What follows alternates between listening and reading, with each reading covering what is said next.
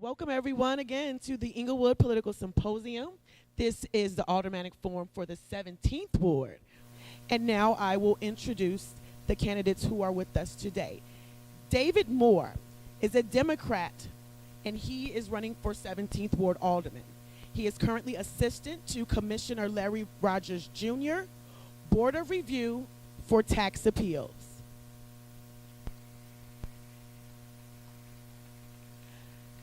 Glenda Franklin is a Democrat running for 17th Ward Alderman.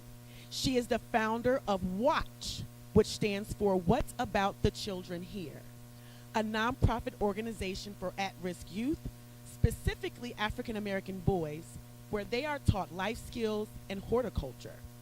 Glenda is a community organizer who will move the 17th Ward forward to establish a new normal.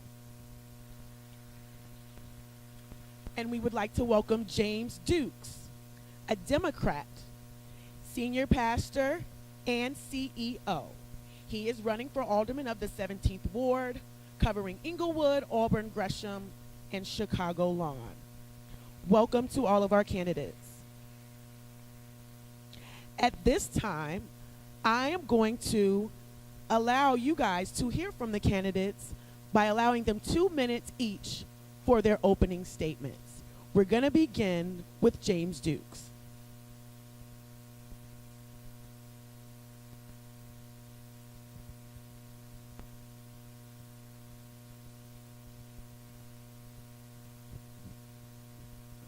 Good afternoon. I'm James Dukes, the next alderman of the 17th Ward. Basically, this conversation comes down to something very real simple. This conversation comes down to who has the ability to lead. When you talk about the ability to lead, you do look at the track record of the past persons who have already been in office. The 17th Ward is currently in the disarray that it is today because it lacked that firm leadership. And without firm leadership, you're not able to negotiate, you're not able to posture, and you're not able to position a ward in order for that ward to become fluent in economic development, fluent in education, and fluent in resources coming to your community. You're going to hear distinctively today a conversation between me and my two colleagues. And what's going to be distinctive about the conversation is there's going to be a clear-cut distinction between me and them because I am a leader. I am the one who led a conglomerate of people to come to this community for Whole Foods. I've led two charter institutions coming to this community for the well-being of education. I've led daycares coming to our community. I personally led 1,500 jobs and over $3 million worth of resources coming to this community. When you hear the conversation, I want you to listen for who has the ability to lead, because what makes us distinctive is they both have a history of following. And we cannot afford to send followers to the City Hall because the City Hall already have too many followers. I'm James Dukes, 17th Ward. Ms. Franklin. Hi, my name is Glenda Franklin, and I have a clear plan to create a new normal in the 17th Ward. Right now, what we have as normal and what we've become immune to is violence, blighted areas in our community, poor education, and little to no economic development. But as alderman, I am committed to creating a new normal. And what does that look like? That looks like a place where our children can walk to the best schools, where our children can play outside without being threatened by violence, where we as families have ample opportunities to support ourselves, and where businesses can thrive through fair and supportive economic development. Punch 51 to create a new normal in the 17th Ward.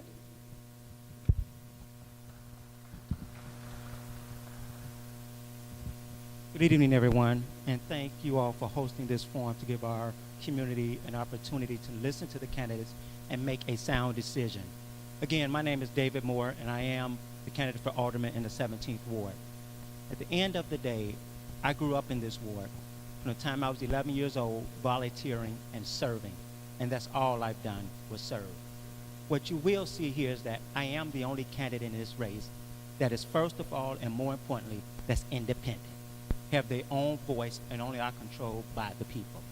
I'm the only candidate in this race that marched with our teachers when these schools were being closed and fought against the 50 school closures.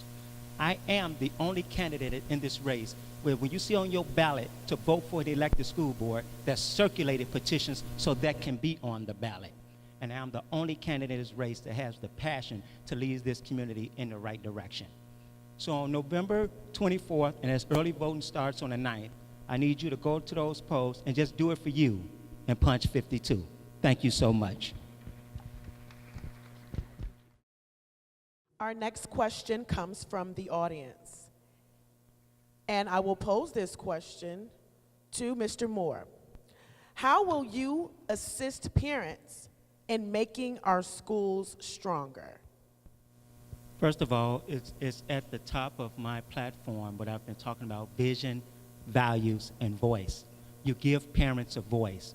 And for the mayor who is pushing charter schools, and the people that are helping him push it, and the candidates that he's pushing to help him push charter schools, will not give our parents a voice. So at the end of the day, we will continue to work with them through our local school councils, so that they will have a voice, so that we can keep our schools in our community, and so that they can have the resources that they need for the residents. At the end of the day, it's about giving them that voice, and if you take that voice away, then they can no longer be able to speak on behalf of their children.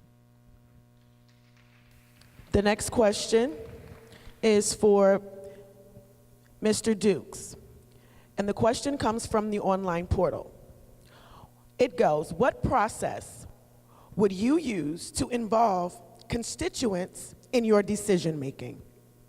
Well, I'm a firm believer in community. I'm sorry, did you hear the question? Were you finished with the question? How was I going to use constituents in my decision making? Yes. How would you involve constituents in your decision making? I'm a firm believer in community. As a community organizer, I am the founder of Helping Hands of Englewood. And in Helping Hands of Englewood is the whole point that each and every last one of us could lend a hand to the conversations and decisions that go into the community. One of the things that shows that I believe strongly in constituent involvement was the fact, as I steered and I visited the Whole Foods and brought Whole Foods to this community, one of the key people to do that is that not only did we bring Whole Foods to this community, a lot of the organizers of this very forum benefit from me helping bring Whole Foods to this community. So that shows that not only does constituents get involved into them, and many people were opposed to originally the Whole Foods, but now they benefit from it. So that shows strong leadership to do things that you need, involve constituents' involvement for the benefit of your people.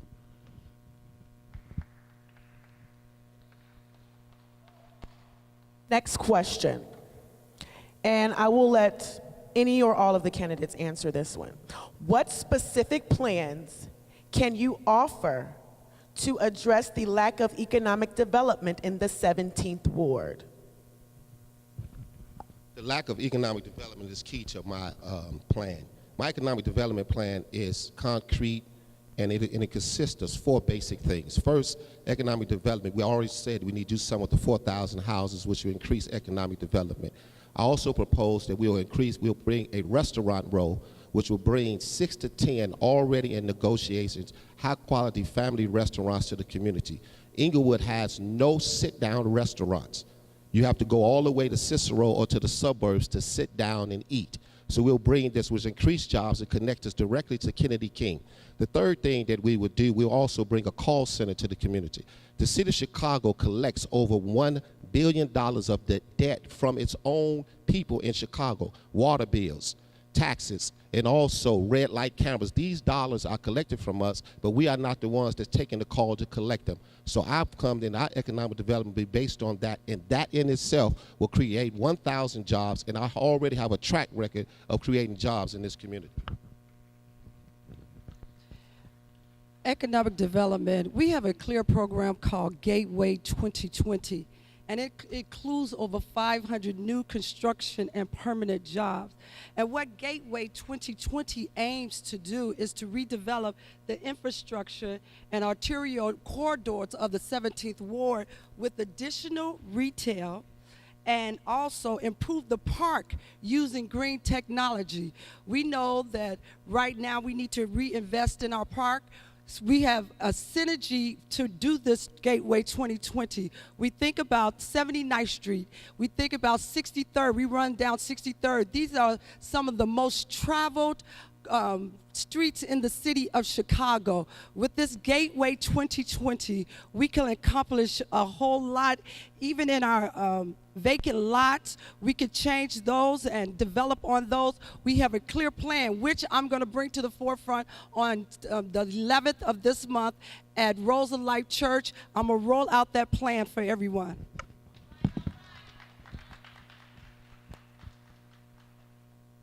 First and foremost, we have to start with incorporating the community and asking them what they want. And we began to exercise that by making sure that all the aldermen, no one alderman in 17th Ward. I was development manager for the Chicago Housing Authority. And when we developed the South Loop, they didn't say 2nd Ward, 1st Ward, or 3rd Ward. They did a master plan for the whole community. And that's what we have to do. So I'll be working with other aldermen to do that. But how we do that with the money is we take those TIF dollars, those extra TIF dollars that they're putting downtown, and bring them to our community. The other thing is that we work and we deal with build this airport in the south suburbs so that the south side residents on the south side can have a job. My opponents laughed at me when I told that to the Sun-Times, but recently, now Robin Kelly has jumped on board and talked about how those jobs are going to come to the south side of Chicago and the importance of those jobs. So we have to get that 3rd airport built to bring jobs to our community. Thank you so much. The next question is for Ms. Franklin. How will you help those who have criminal records and have paid their debt to society find employment? We have an extensive program called the Bridge Program. And the Bridge Program is for anyone who's inspired to be a trade union apprentice. The program, we already know some people are not going to attend college. We already know we have individuals, as she said, that have records, and they have not been able to pass this apprentice program. But we have partnered with community organizations, city colleges, and unions to roll out this program. This program would be the bridge between residents, the young people or the residents that have records and are unemployed, and the bridge between that and them being employed by a trade union and becoming a trade union apprentice.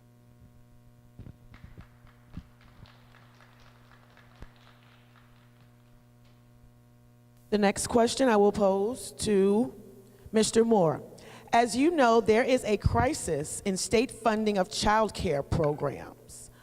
What will you do to support child care funding for working families? When you look at that thing, and I'm telling everybody to be careful about what Bruce Rauner did, and we have to definitely look into it. But what's happening is there are so many people that are getting funding, and that child care funding is tied to other programs. When people pass a bill, they just don't do it for child care. They attach programs for anti-violence and other things to that bill. You follow me? And so what we have to do is people that are using those dollars just to pad their pockets with, we have to make sure that money is not being taken advantage of and make sure it's going to the right places like child care. And so that the people for child care will have the money. Because a lot of people use not-for-profits to put money in their pocket and not to put it in the pockets of our children.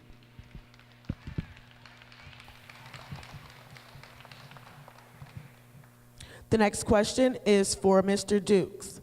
What is your plan for ensuring the city's public pensions are funded? Public pension is a major problem.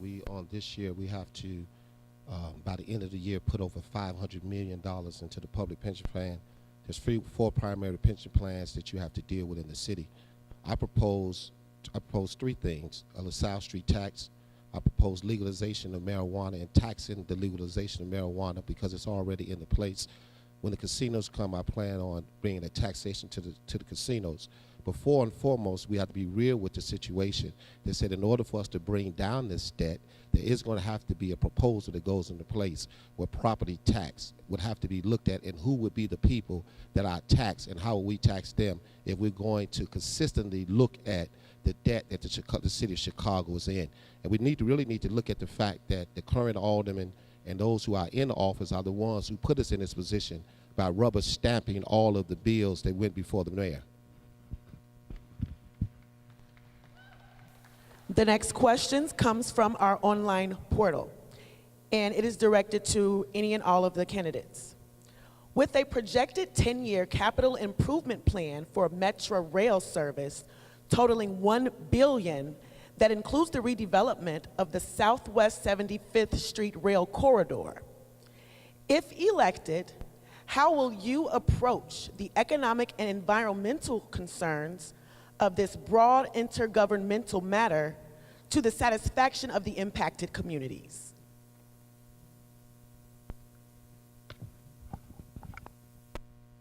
Okay, I'll start it out since nobody want to answer it.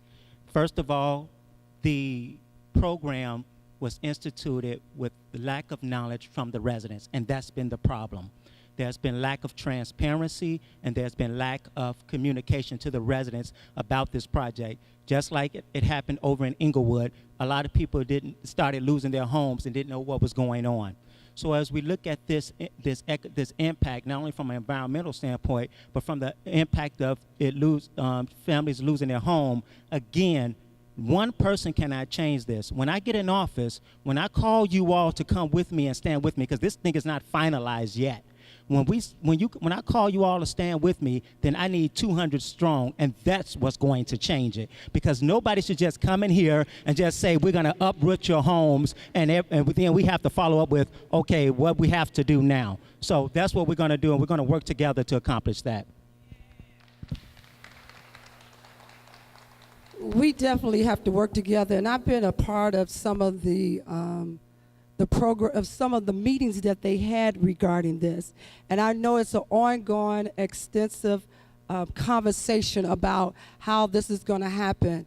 But I do applaud them as far as they have been coming into our community. We have been having extensive conversation. We did not sign the bill yet saying that it will happen. We are fighting for that. We're fighting for the rights of the individuals with their homes, and we're fighting to make it a fair policy, fair trade, and all of that. Thank you. Once again, this is one of those clear distinctions that I was speaking of in the beginning about leadership and people following. Leadership requires that you go into a situation, assess the situation, and have the ability to negotiate and persuade. I am the only candidate up here that has that capacity, because I'm the only candidate up here who has negotiated community benefits agreements. So in that instance, you go to the railroad, you sit down and say, well, how are we going to negotiate? What jobs are you going to bring to the community? What economic sanctions you're going to put in place, and what environmental sanctions put into place? This is clear-cut leadership. And these, once again, my two opponents continually and consistently show you they're waiting for somebody to lead them, waiting for somebody who tells them what to do, because that's what followers do. You step in, you be a part of the conversation, you direct the conversation for the benefit of the constituents that you represent. The next question is for Bishop Dukes. There is a lack of care for public property and abandoned property in our community. We all know a clean community is a safe community. What will you do to clean and beautify city parks and abandoned property in the 17th Ward? Great question. Once again, this is a question of what I'm already doing, not what I will do. We're already in the position that we have already recaptured over 25 abandoned houses in the community. I myself moved into a block that had on one block 14 abandoned houses, and we took the initiative and the leadership to get those houses and rehab those houses and turn those houses around. And that's what we need to do, first of all, is what we need to take claim for the abandoned them, so they will not just be tearing down houses. There are open opportunities in our community. So our Safe House, Safe Block project is already doing that. Secondly, when it comes to parks, When it comes to parks, we need to make our parks accessible, and we need to make our parks able for children to come into it. And that starts not only with an elected school board, but we also need an elected park district board as well. The next question is for Ms. Franklin. What will you do to address the breakdown in police-community relations that leads to profiling, brutality, and disrespect for tax-paying citizens? I know a lot of people are wanting to hire additional police, and we know that we don't have the budget for that. One of the things that I know work, because I've experienced it over the summer, I have an after-school program called Watch, What About the Children Here? And over the summer, we had over 60 young people, and on Fridays, we would have seminars. This particular seminar, I told them we were going to invite the police officers out to our seminars to talk to them. Of course, they were like, no, we don't want to be bothered. But what I found out at the end of that seminar, jumping over a lot of things, I found out at the end of that seminar, we had the CAPS director of Ron Holt come, and he talked to them. He told them their rights. He told them what they can do and what they can't do, and they were educated. So I am proposing a more humane CAPS program where we bring people together and have an avenue where they discuss things with their peers and work on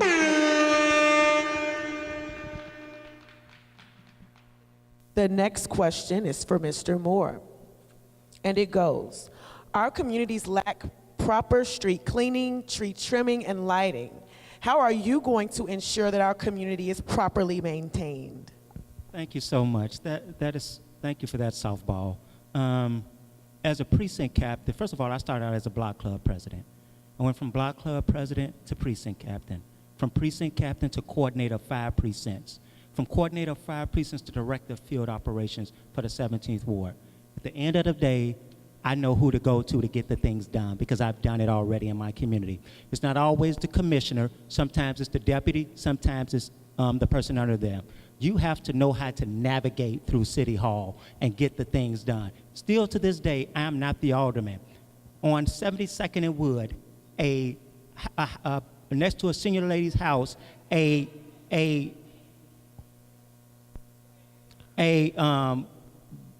forest was growing next to her house. Had been there for 8 years. She called on me. I was able to make one phone call, and in a matter of about a month and a half, after 8 years, that lot was cut down. That's because I know how to work through City Hall because I've worked in this community for years serving. Thank you so much.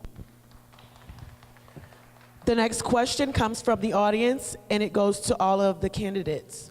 What is your plan for supporting programs, training, and employment opportunities for youth?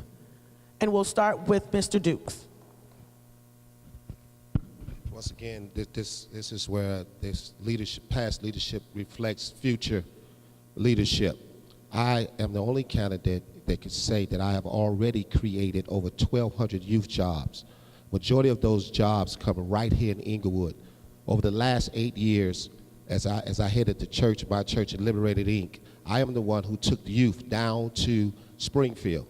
Took youth down to Springfield, demanded jobs, placed youth in jobs all across Englewood for those purposes. So we start talking about conversations about youth. Not only do we create jobs and summer jobs, and consistently, me, not connected to anybody, me personally, went and fought for these jobs, 1,200 youth jobs, and we will continue to do that because a part of our Safe House, Safe Project instills that we're using youth to rehab those homes. As I talked about my Watch program, I have been able to help over hundreds of youth, young African-American males, to be employed by different organizations and companies throughout the years. So I've been doing that. And also the Bridge program. We're going to continue to create avenues for our young people to work. That is my heart. I that bridge program derived from me having 3 sons who are now 28, 26, and 25. As a single parent, I had to fight for them. And I promised myself and I promised God that I would come back to the community and fight for someone else's children if he allowed me to have my children to grow up to be productive citizens. So I would continue to do that because that is my heart. Don't ever let anybody fool you and think that aldermen create jobs. Businesses create jobs. Aldermen have to make sure that the voice is heard and pushed. You have to push for your community to get to these jobs for our youth. And the alderman that's silent or the alderman that's controlled by someone cannot do that. I'm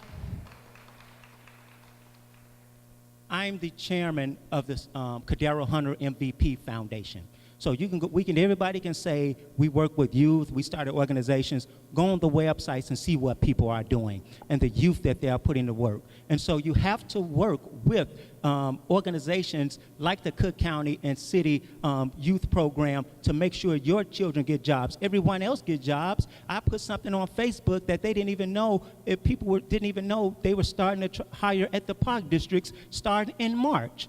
And our communities don't know that. Where's that information coming from the alderman's office? And so you have to put that information out as soon as you get it, and we have to push and fight for our community. Thank you so much. The next question comes from the Englewood Votes Planning Team. What specific efforts will you make, if elected, that would support TIF reform and increase transparency among your constituents? Mr. Moore. First of all, you definitely have to take an inventory, and I'm glad you brought this question up. TIF every mayor is dealing with it, every alderman is dealing with it. When I say mayor, people that's running for mayor, because there hasn't been transparency in TIF. I've put together some subject matter experts, and on Wednesday, February 11th, we're hosting a forum on TIFs. Come and hear about them. It's from 6 to 8 at the Way of Truth Missionary Baptist Church, 6458 South California. As an accountant, in my accounting background, first thing we did was inventory. You have to take inventory, and you have to know what is there and what is not there. And again, and because your voice is controlled, you need an alderman who can push so that transparency can be given and push that mayor. And don't have nobody saying you can't talk to the mayor like that for transparency and TIF. So you will have that with this alderman. Thank you so much. As far as TIF, I will fight for TIF to be more transparent. Right now, it is in the system that the mayor kind of could take money and things like that, but I would make sure that the community is aware of that as I go and fight for the transparency of TIF, and that it be used for what it's intended for, which it's supposed to have been used for blighted areas. So I would make sure that we fight for transparency, that we have a voice in where that TIF money comes and goes to in our community. TIF funds are primarily used, the city has been using TIF funds for economic development. There's 2 other factors that go along with TIF that you need to know about.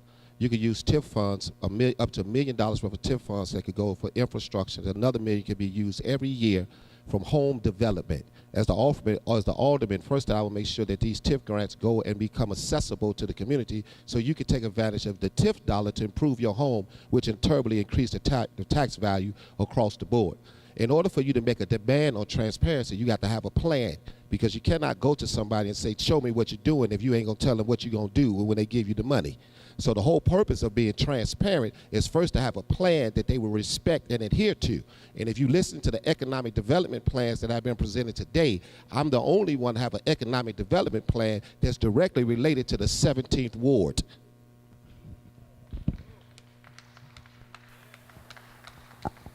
The next question comes from the audience. And folks, don't forget, please send your questions in. Englewood is represented by 5 wards. Ms. Franklin, how do you intend to work with your fellow aldermen who represent Englewood if elected? I am very a person that always believed that relationships are important. My mother told me if you have a relationship, that's better than having money sometime because you could get things done. My goal is to work with the aldermen in the surrounding areas to get things done. We have to work together. The situations that's going on in our community is too large for one person. We have to come back and unite and get things done. So I am committed to working with the aldermen in my surrounding areas to make a better community for our young people, to make a better community for our citizens, to make a better community for our seniors, and to help us to get to where we should be, that we used to be as a great community of the 17th Ward. I am already working with those aldermen, and I'm working with most of them to get elected. First of all, you don't even know who's going to be in there to say you're going to work with them, because most of them don't want to work with you, or to say that because some of their voices are controlled. You have to get independent aldermen like R.A.G.E, Sawyer, who's running in the 6th Ward, back in office. You have to get independent aldermen like Tony Folks back in office. People are afraid to say that, but you have to tell the truth, because these are the people who do not bow down to the mayor. Everybody else bow down to the mayor. I'm not taking funding from the mayor. His super PACs are not backing me because I've already challenged them. That's why you have groups like United Working Families, SEIU, Healthcare, Action Now. All these organizations that have fought for you have endorsed me. That's because I'm fighting for you and I stand with you. So that's what we need right now in our community.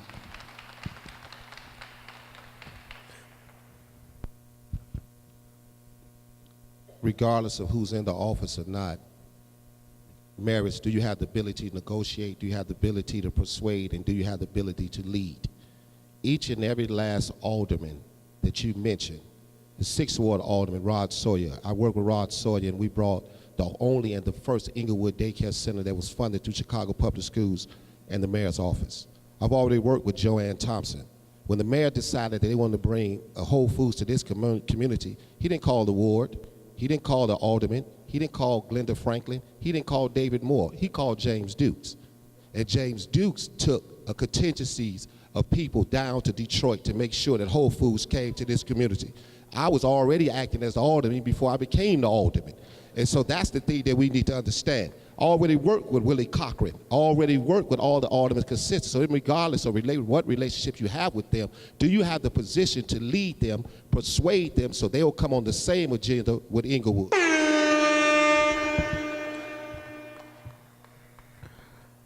The next question is for Bishop Dukes. What is your vision for the use or reuse of closed schools in the neighborhood? Once again, great question. We have a lot of conversation going on about the repurposing of schools. The repurposing of schools, which will consist of 10 schools in the 17th Ward, the most school closings in the whole city of Chicago. I have already spearheaded the repurpose of Guggenheim, which was closed, and now you have Camelot, Excel, one of the best alternative schools in the community in that place. We have a lot of pie-in-the-sky conversations about bringing social services and community centers. The city will tear down the school before they allow you to have a community center, because a community center does not have a stream of revenue. What I would do primarily with one of the schools, we're going to make one of those schools into an all-day early development center where we'll have 400 young people between 3 and 5-year-old come to the same school and get high-quality education, because if you don't invest in early childhood development, those kids will never graduate.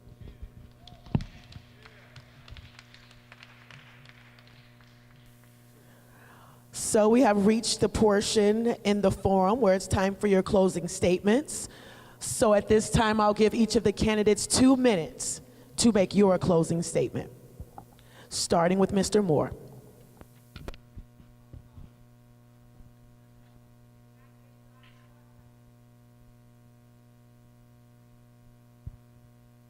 Excuse me, there will be no loud outbursts. We are doing our closing statements.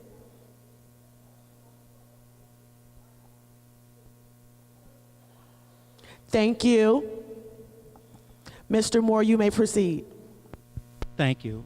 What I'm excited about when I walked in here, that mostly everybody that's sitting down I know, for most part. I may know them personally in terms of their life, but I've worked with them in some capacity.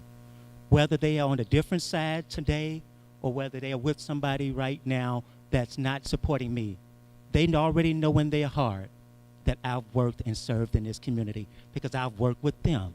I've been there when they've called on me. Whether it's R.A.G.E, whether it's Imagine Englewood If, whoever is in here, they say David has been there. And that's because I've always been there for my community, not for pay, but because I've cared. And I'm going to continue to care. And whatever happens at the end of the day when I'm elected, we're coming together to change our community because this thing is bigger than David Moore. And trust me, it's bigger than the 17th Ward. Again, I'm the only candidate in this race that is extremely independent, not controlled by anyone. This is a clear-cut race. Before you have people, they say the same things, I'm gonna do this. There's a complete difference this time.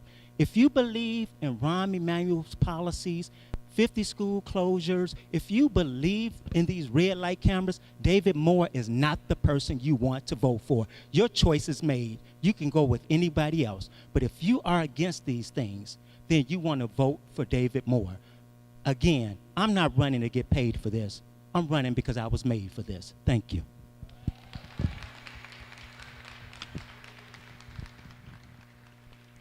I want to close with this quote from Mark Twain. Mark Twain said, the two most important days of your life would be, number one, the day that you were born, and the day that you find out why you was born. I found out why I was born. I was born to be an advocate for the people and change laws. I was born to create a system that our children can filter through, because we know right now if all of us walk away, our children do not have a system that they could keep filtering through to sit at the table. I was born to unify our community with the help of God, that we be a model community. I was born to work with every resident, every community leader, every entity, every business to get the job done. I want to tell you, I've been endorsed by the Sun-Times. I've been endorsed by Chicago Federation of Laborers. I've been endorsed by NOW, National Women's Network. I've been endorsed by several individuals because they believe that I have the passion and the commitment to get the job done. If you want someone that's going to fight for you and make sure we all work together as a unit, because it's going to take all of us to make this happen, please push 51. In my opening statement, I laid out the framework for your hearing purposes, that what you were looking for was clear-cut leadership. In my opening statements, I told you that both of my opponents have a history of being followers. Even if you go on their websites, you'll see them constantly walking behind people. They're never in front of anyone, leading people anywhere. And based on their conversations, the lack of economic development plans, Gateway 2020, third airports, all of these are other people's ideas and other people's agendas. You heard from me specifically what I will do. I'm going to rehab 4,000 homes. So 4 years from now, you could come to me and say, James Dukes, you didn't do that. I told you I was going to bring 10 restaurants. I told you specifically I was going to do that. I told you specifically that I was going to open up new schools. I didn't give you no arbitrary conversation about what might happen. I didn't tell you nothing about when I get in office, I might do this, because I am a proven leader and I have always led. My opponents, both of them, want you to give them a chance to lead for the first time in their entire life in City Hall. We cannot afford them to practice on the 5th floor. You have never led before, and now is not the time that we put amateur leaders into a place that have always been a history of following. So if you want a true leader, as my opponent David Moore said, it's clear. It's clear. If you want a true leader who has already produced results, have already put you in a position to bring great quality service, new business, have already created jobs. I have never in my life ever heard of an alderman who cannot create jobs. If you are not going to be able to create jobs, you are unfit to be an alderman. So in this place, the only person that has shown to you consistently to have the power to do the job, because I have always done the job, is James Dukes, punch 53. I would like to say thank you to the candidates for participating in our forum today. Again, James Dukes, Glenda Franklin, and David Moore.